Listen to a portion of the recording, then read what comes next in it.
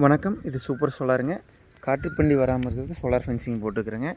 Insulator இப்படி வச்சு கட்டிக்கோணுங்க. கரெக்டாக அரை அடிக்கு ஒரு லைன் வெட்டுக்கோணுங்க. இது வந்து 12 mm டிஎம் ட்ராடுங்க. நீங்கள் ஒரு 5 அடி எடுத்தால் 2 அடி பூமிக்குள்ளே போயிருங்க, 3 அடி மேலே நிற்குங்க. இப்படி அரை அடிக்கு ஒரு லைனு 10 அடிக்கு ஒரு போஸ்ட் போட்டுக்கோணுங்க. காட்டை சுற்றி இதே மாதிரி போகுங்க. எண்டுக்கு வந்து காரணம் பீஸ் போட்டு இப்படி போட்டு கட்டிட்டுங்க. இந்த பக்கம் தனியாக இந்த பக்கம் தனியாக போட்டு கட்டிட்டுங்க. எல்லாத்துக்கும் ஒரு லூப் போட்டோனுங்க. ரெண்டாவது கம்பி கீழேருந்து ரெண்டாவது கம்பி எடுத்து விட்ருக்குறேங்க. அதுக்காக நாங்கள் ஒரு உருளை இப்படி வச்சு கட்டிக்கிறேங்க. நம்ம வார்னிங் போர்டுங்க.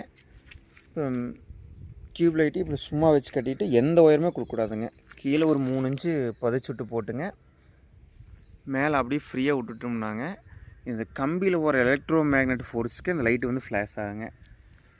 இதே மாதிரி காட்டை சுற்றி போதுங்க. 300 அடிக்கு ஒன்று இந்த மாதிரி எண்டு போட்டு முடிச்சுக்கோணுங்க. தொடர்ந்து 300 அடிக்கு விடக்கூடாதுங்க. முடிச்சு இங்கேருந்து முடிச்சு இந்த பக்கம் ஆரம்பிக்கணுங்க.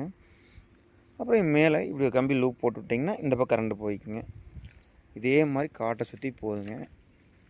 இது ஒரு 13 ஏக்கரா பூமிங்க. இதே மாதிரி போதுங்க.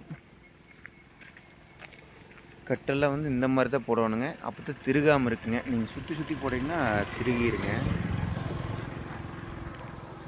இதே மாதிரி காட்டை சுற்றி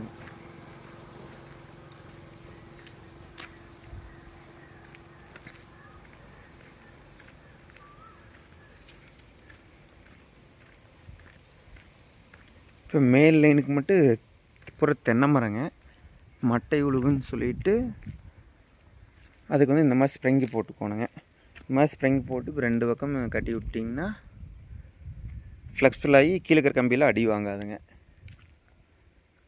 இந்த மாதிரி போட்டுக்கோணுங்க.